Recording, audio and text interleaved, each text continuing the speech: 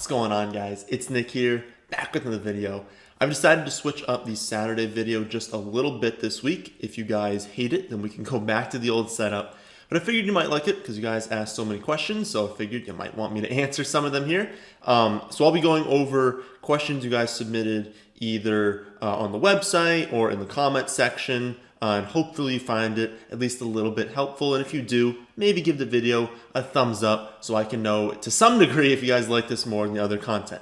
So let's start things off as usual with the stat of the day. Yesterday's stat was through the first 5 weeks, which running back had faced the least amount of 8+ defenders in the box, obviously off of a percentage there. And the answer is Miles Sanders. And right now, no one's gotten it right, but it's still a little bit early, and I'm sure someone will. Today's stat. Adam Thielen and DK Metcalf rank first and second in weighted opportunity rating so far. Who ranks third? And if you don't know, weighted opportunity rating is just a metric that combines a player's share of their team's targets as well as their share of their air yards and is a very predictive stat for the future. So who ranks third behind Adam Thielen and DK Metcalf? All right, let's start off with the very obvious, most popular question, and that's what do we do with Clyde and Le'Veon Bell? If you haven't heard by now, Bell got cut by the Jets, and then he signed with the Chiefs later in the week. So obviously that's going to hurt Clyde's value.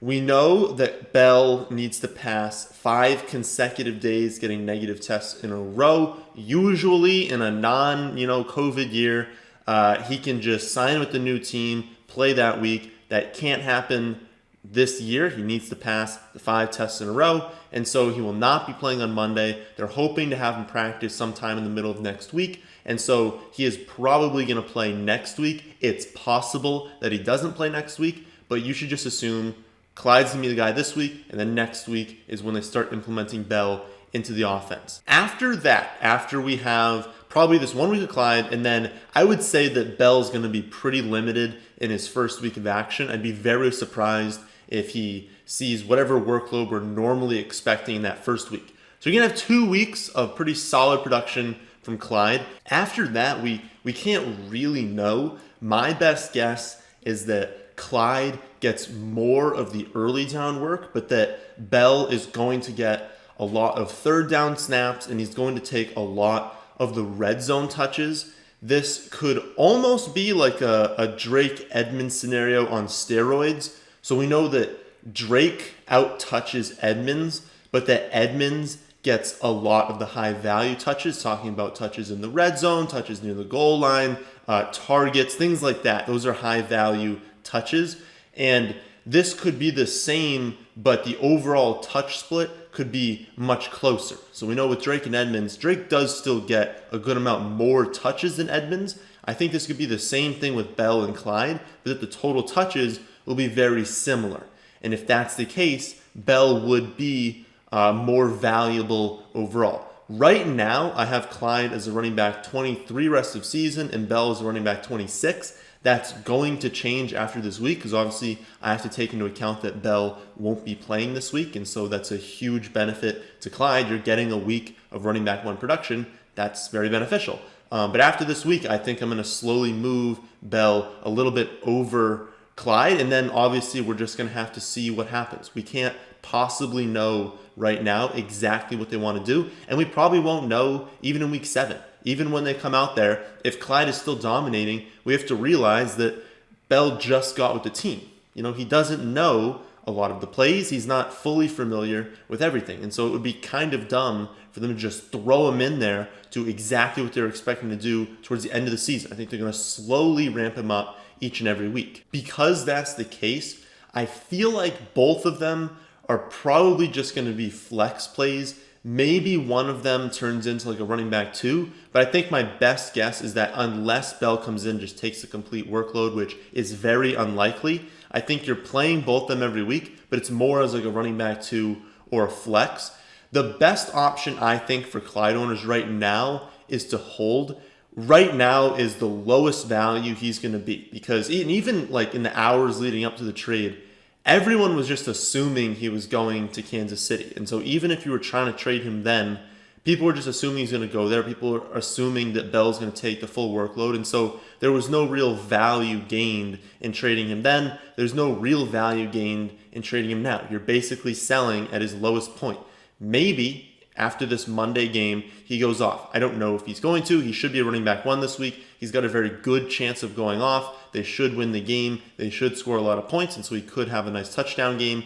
And maybe if that happens, that's when you trade him. You trade him to someone who thinks that maybe Clyde's going to still take the full workload. I don't know what people are going to think. But I think if he goes off on Monday, you're trying to trade him. But for right now, I just don't think it's smart to trade him before that because, again, this is like the lowest his value is going to be. And we don't know. We don't know exactly what the split's going to be. Maybe he does well on Monday and on the next week, and you can trade him then. But I just think I would hold on to him right now. And I wouldn't be trading for him either because, again, we also don't know how they're going to use him. And so why spend a pick on a player you are certain about unless, you can buy him really cheap. Like if it's just for a bench player, like obviously you'd want to do that.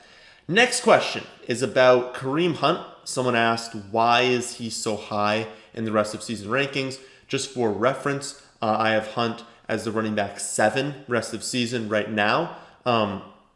Obviously know that those get updated every week. So basically every week from this point until Chubb returns, he's going to slowly drop in that because right now he's going to have a few more weeks of like running back 1 production. But as you lose those weeks and you gain more of a percentage of the weeks that Chubb is there, well, his value is going to go down. But since it includes right now, he's running back 7. So as for Chubb, we know he was hurt in week 4, and the earliest he's allowed to return since they placed him on the IR is week 8. But then they have a bye in week 9, and so we should basically assume that he's probably going to be back in week 10. That seems like a really good estimate for his return.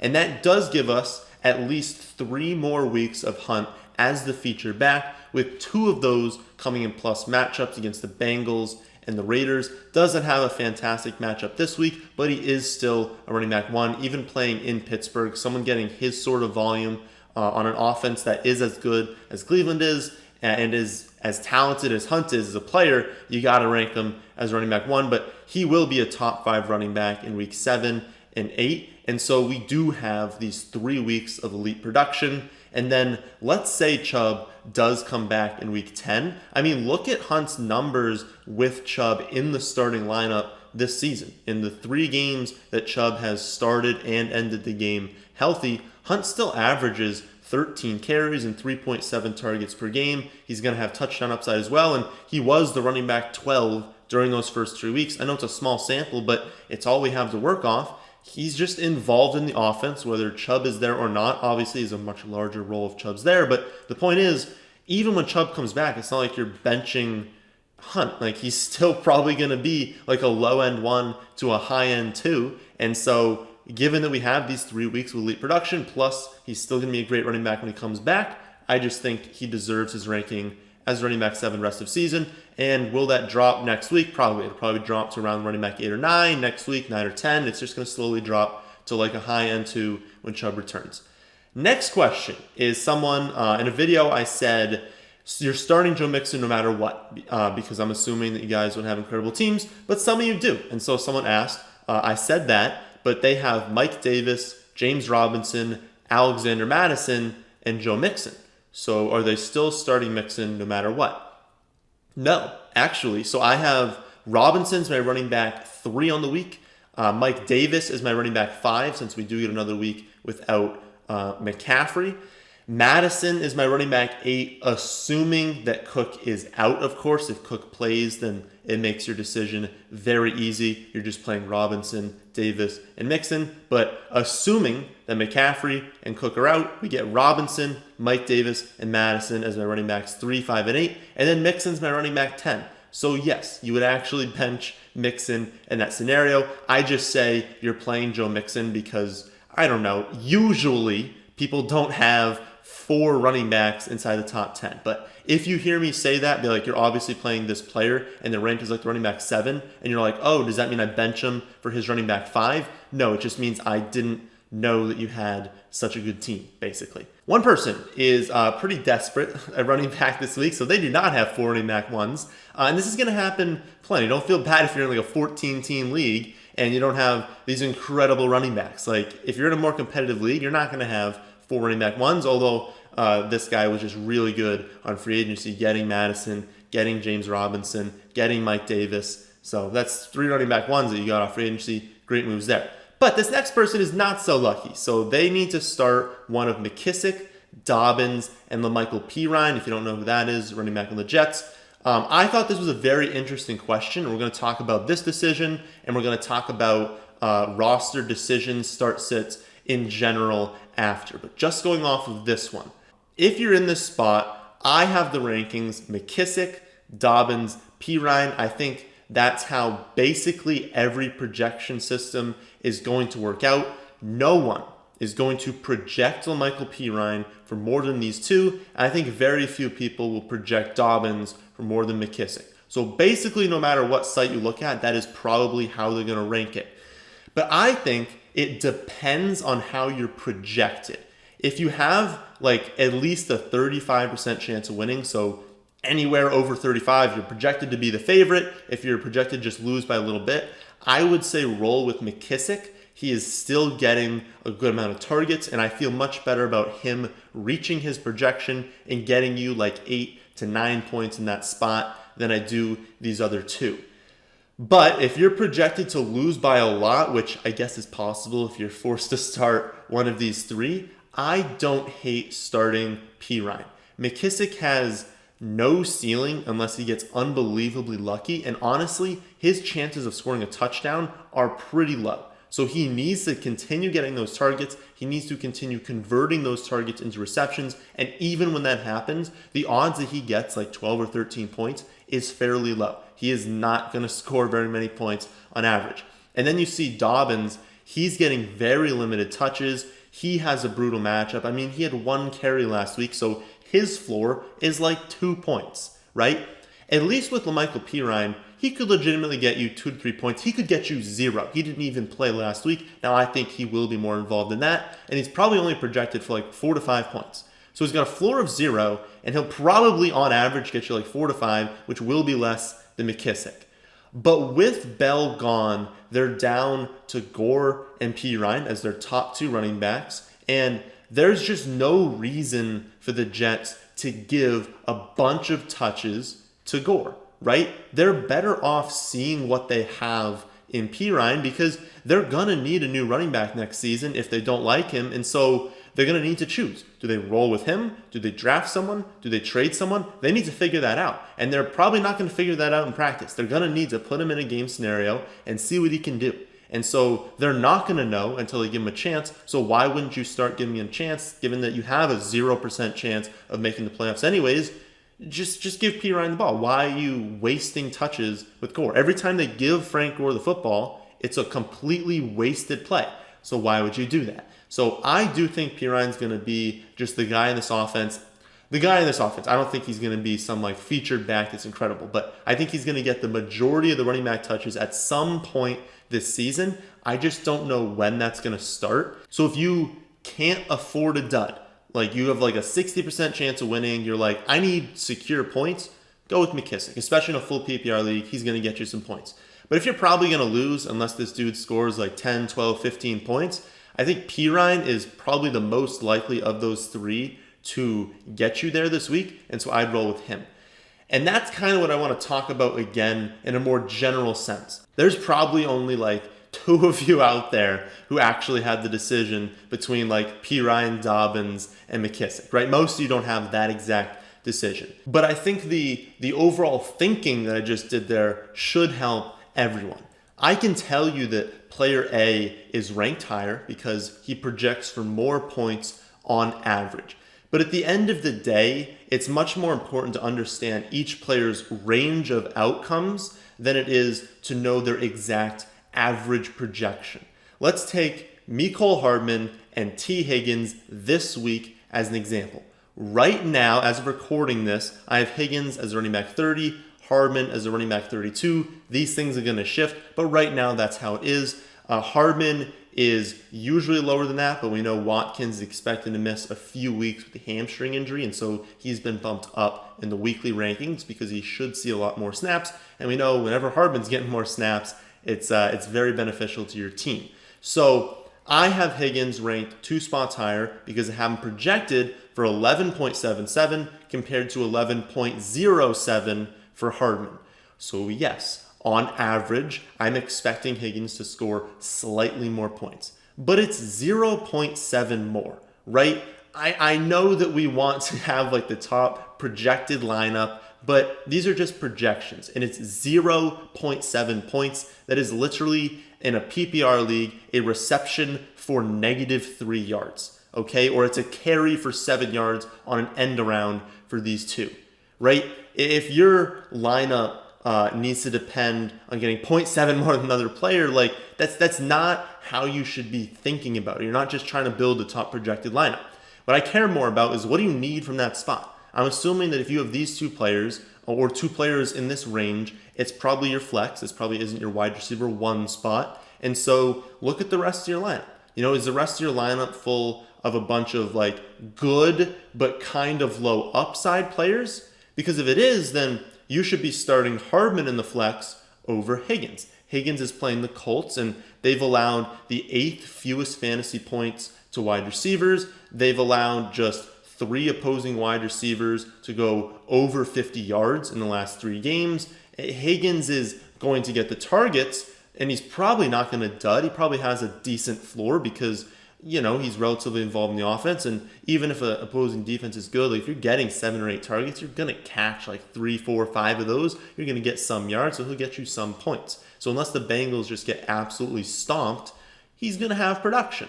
But expecting him to go off this week is a little bit unrealistic. He can, but more often than not, he won't have just an explosion this week. But then we look at a player like Hardman this week. Well, you know, he has 3 weeks outside the top 55 wide receivers. So he has a very low floor. And he was really only relevant in the other 2 weeks because he scored the touchdown. If he didn't, he'd have also scored outside the top 55. But he plays with Mahomes, and the snaps should go up, like I said, because of the injury to Watkins. And given his athleticism, we know he's capable of posting 5 for 120 and 2 touchdowns in any matchup, especially this week against a Bills team that could not stop the Titans last week. So if you need to add ceiling to your lineup, Hardman's the play, because even if he projects worse on average, you should be starting the player who adds ceiling to your lineup if it's even remotely close. In general, with this sort of decision, and then I promise I will move on, but in general, lean upside. So if you have 2 players that are projected very similarly, that are ranked within like 4, 5, 6 spots of each other, in like the middle, I wouldn't say like if a player is ranked as a wide receiver 5, another one is a wide receiver 11, you're probably going with the wide receiver 5 regardless of what you think their ceiling is, because most players in the top like 15 have a very high ceiling every single week, doesn't matter who they're playing. But when you're in this range of like 25 to 50, right, this whole range of wide receiver, some of them do have a limited ceiling, and some of them are going to have a much more limited ceiling in certain matchups, like when they're playing the Colts, a pretty good pass defense. And so when you're comparing them to a player like Hardman, even if Hardman's projected for 1 or 2 fewer points, maybe you lean with Hardman because he can win you the week. And since the other guy doesn't have that much of a ceiling anyways, I'm fine giving up a little bit of a floor to capture that. And realistically, think about it this way. We always like to say, well, this guy's safer, he has a much higher floor. Every player has a 0-point floor. Just ask Calvin Ridley what happened in week 4. Okay, if you own Calvin Ridley, you're seeing 100 yards and a touchdown, 100 yards and a touchdown. Every single week, he's getting like 7 receptions for 100 yards. Then week 4 happens and he has 5 targets for 0 yards. So any player can get you 0, so don't feel overconfident using a play, being like, oh, his floor is amazing. No, his floor is 0, because everyone's floor is 0. Next question is about quarterback, and they asked, is Cam Newton a reliable starter for the rest of the season, or should they be looking to ride guys like Minshew and Tannehill? I guess it depends what you mean by consistent and reliable starter. I guess if you mean, is he consistently going to get you, 20 points every single week? Well, probably not. His floor is a little bit lower than most quarterbacks, and so while he has a higher ceiling than almost any quarterback in the league, he has a lower floor than a lot of different quarterbacks. Even when the Patriots score a ton of points, like we saw against the Raiders, the Patriots scored 36 points, and you're like, oh, well, Cam probably had a large portion of that. Nah, he had 12 fantasy points, right?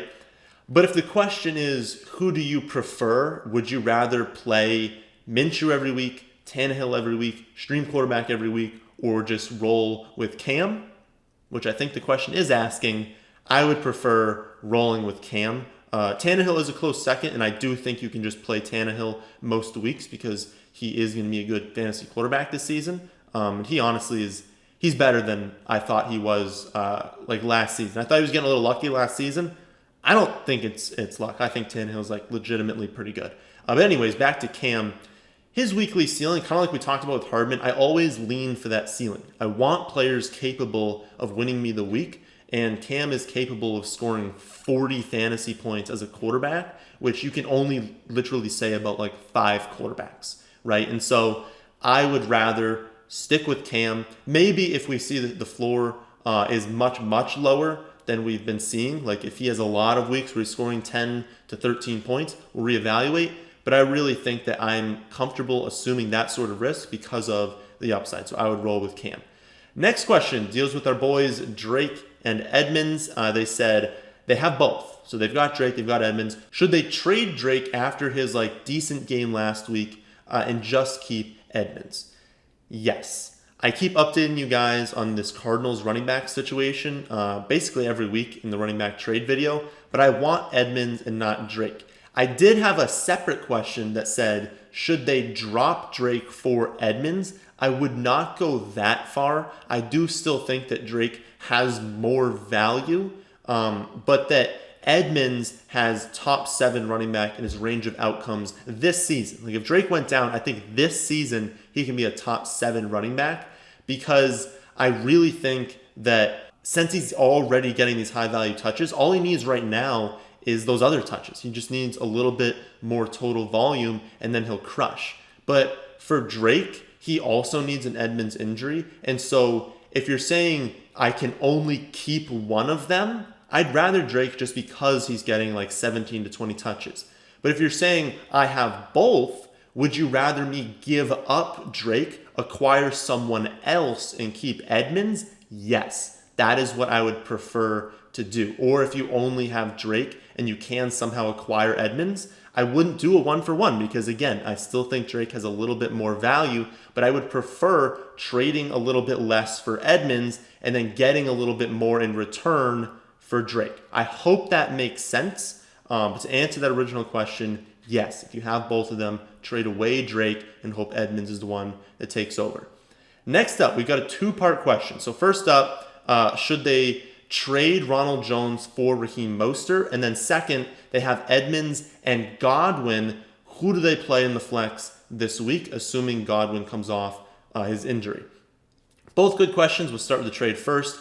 I would do the trade. I have Mostert as a running back 19 rest of season, Ronald Jones as a running back 25. So not a huge difference, but Mostert has been the guy that they prefer. And while they do have other running backs, there is less competition for Mostert than there is for Ronald Jones. When Leonard Fournette is healthy, and of course that's always the caveat with Leonard Fournette is, will he stay healthy? But while both are healthy, there's a lot of fluctuation in how these touches are going to look. We do not know for sure. Are they just going to give Fournette the job? Are they going to stay with Jones? Is it going to be a split? Who gets the goal line if it's a split? There's so much that we don't know that I think after these pretty good weeks for Jones, honestly, it's not the worst idea to trade him.